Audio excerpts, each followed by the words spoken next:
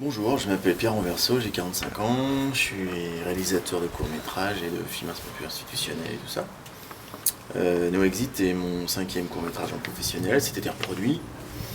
Voilà, c'est une comédie horrifique avec Christophe Salengro. En plus d'être réalisateur, je suis comédien à mes heures, c'est-à-dire j'ai dû jouer dans une petite soixantaine de séries, de téléfilms, quelques films cinéma, un peu de théâtre dans la région. C'est un tournage de 5 jours, il y a à peu près en tout, il va y avoir 25-26 personnes qui vont intervenir, ou qui seront intervenues. On a une moyenne de 20 par jour à peu près. C'est-à-dire qu'il y a 5 comédiens et tout le reste, c'est les techniciens, la régie, le HMC, tout ça. Le tournage a lieu à Saint-Hilaire-la-Palud, donc ici, dans un petit village des Deux-Sèvres, au cœur des Marais Poitevin. Et on tourne dans une salle de cinéma, le cinéma de la Venise Verte. Action.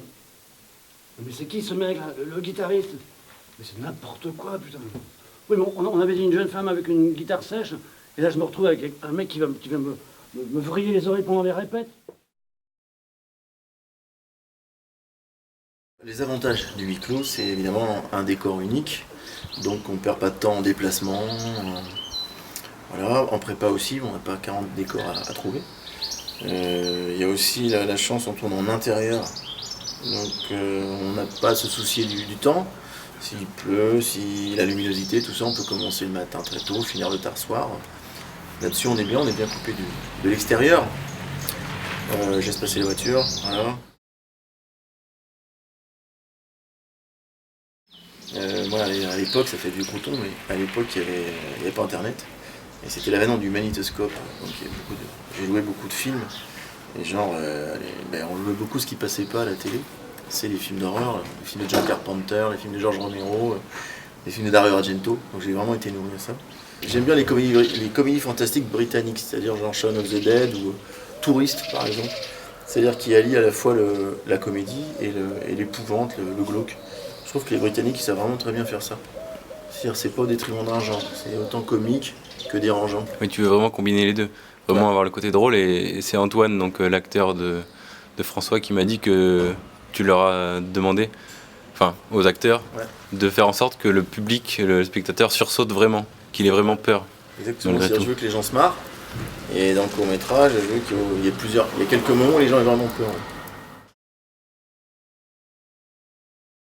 No Exit, comme d'habitude, on va essayer de faire les festivals partout. Là, ce qui est bien, on va faire les festivals généralistes, on peut aussi faire les festivals de films comiques et les festivals de films fantastiques. Donc c'est bien, on bouffe à tous les râteliers. Et on va essayer de vendre aux télé. Et puis avec la présence de Christophe Salengro, ça peut aider. Et puis on va essayer, comme d'habitude, de le projeter un peu partout, notamment dans ce cinéma-là, évidemment, dans la région, puis sur Paris. Il y a aussi au CNBDI d'Angoulême pour la Nuit Fantastique, ça serait fin novembre. Et pour ça, il faut que le film soit prêt.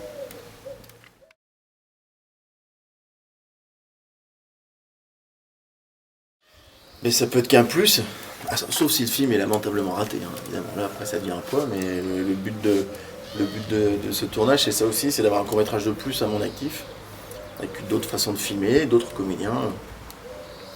Et ça peut qu'aider au financement si le film gagne un prix dans un festival ou est diffusé en télé. Ça nous donne plus de poids au niveau des distributeurs notamment.